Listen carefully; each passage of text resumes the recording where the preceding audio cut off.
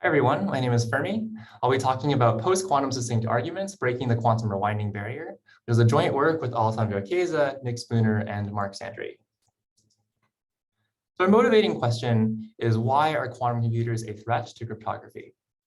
And to answer this, I want to recall how cryptographers formally prove security. So in most cases, a crypto security proof consists of two components. First, there's some sort of computational hardness assumption.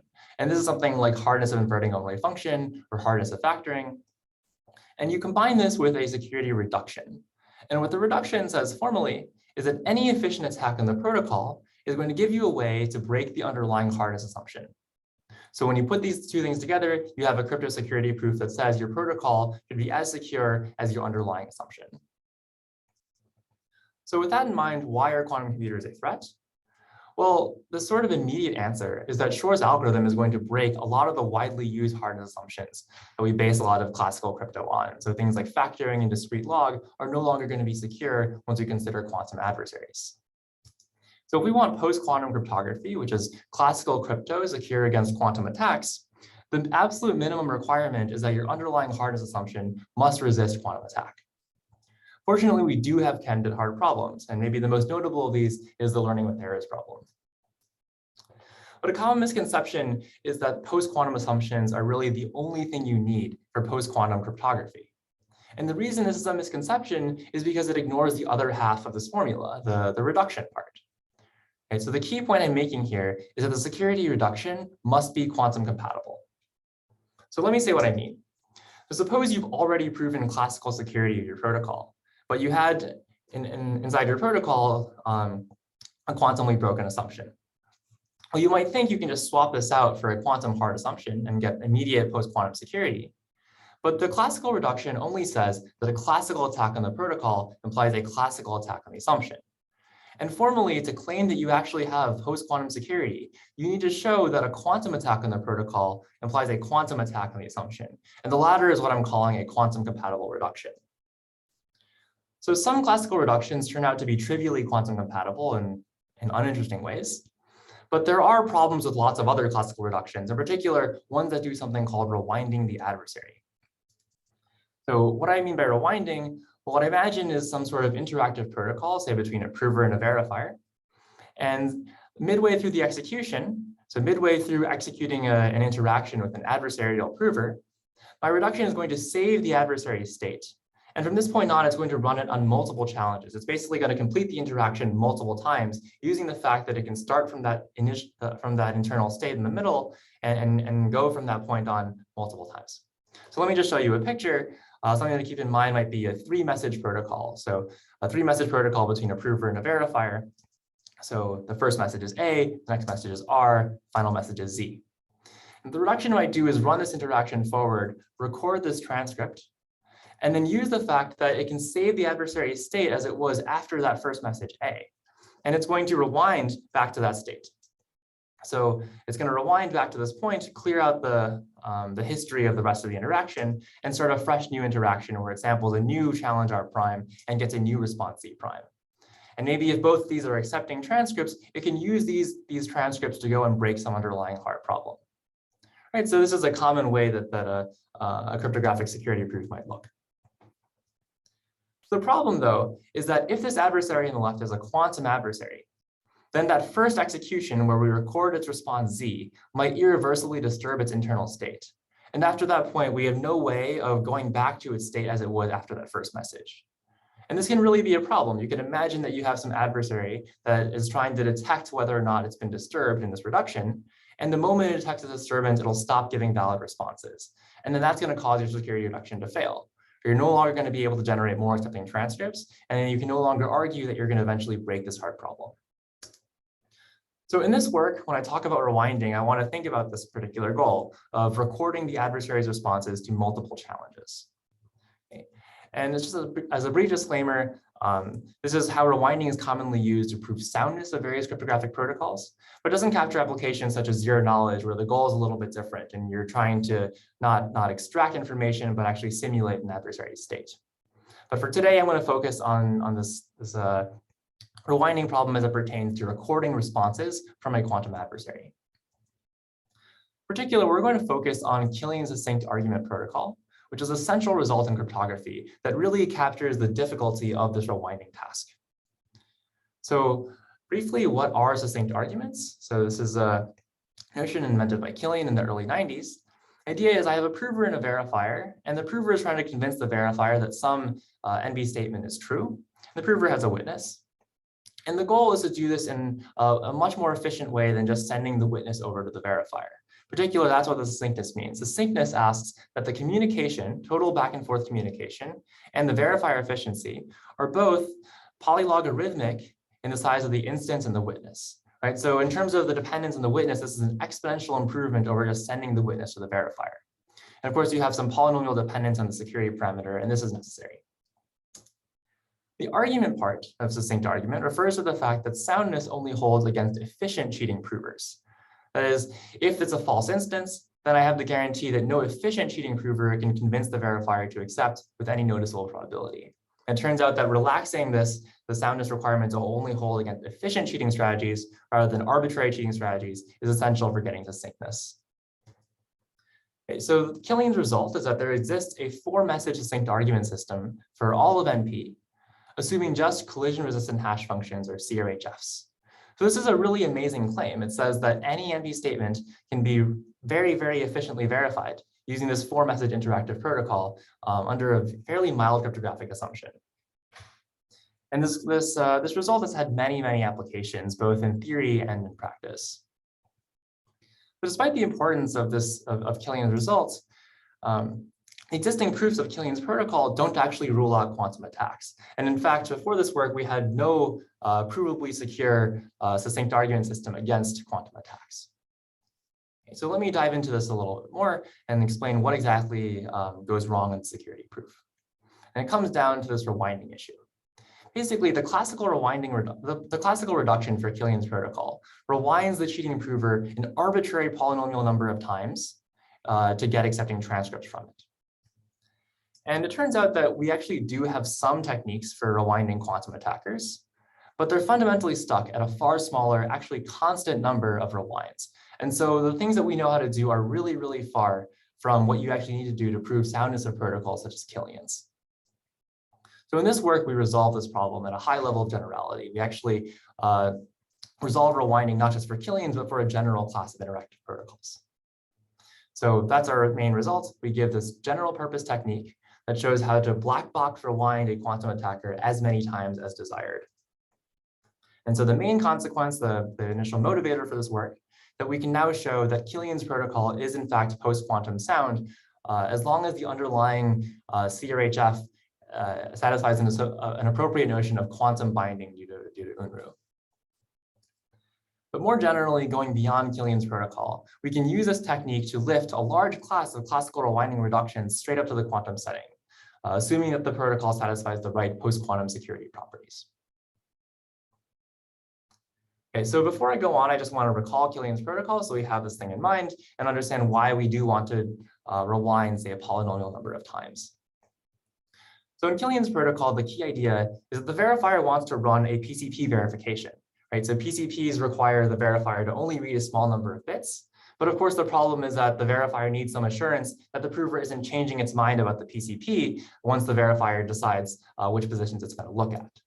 So the clever idea behind Killian's protocol is to have the prover commit to the PCP in a special way.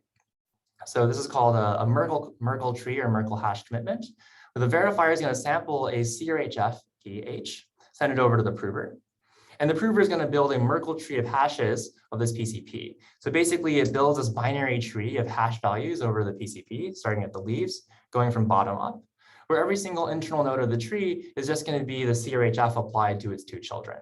So the prover works its way up to the top of the tree until it gets a single node and sends that over as the commitment to the PCP.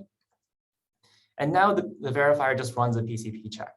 So the verifier samples random coins of the PCP verifier, asks the prover to reveal the PCP at these positions.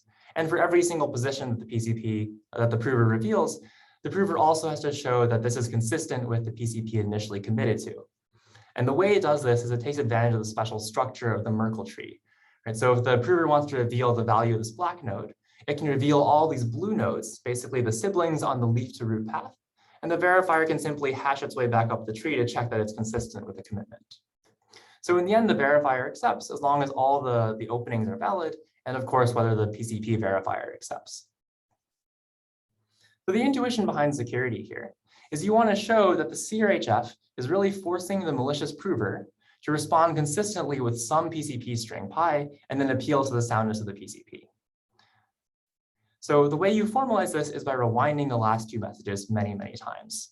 So calling the last two messages RI and ZI for the challenge and the response. The reduction's goal is to record many accepting transcripts RI, ZI. And what's going to happen when you record a lot of accepting transcripts RI, ZI is you fall into either one of two cases. Either all of these answers are consistent with each other, in which case you can actually piece them together to form a PCP. And what you'll see is that this PCP is basically too good. Its acceptance probability is too high, and that's going to be a contradiction. Or the answers are inconsistent with each other, in which case you're going to find a collision in your hash function H. Okay, so where's all the action happening? It's really in these last two messages, right? So we're basically playing this challenge response game with the prover, sending a random RI, getting an answer at ZI. I is indexing which challenge we're looking at. And I'm going to let S refer to the internal state of the prover as it is before the last two messages, right? So S is the state of the prover right after it sends that commitment.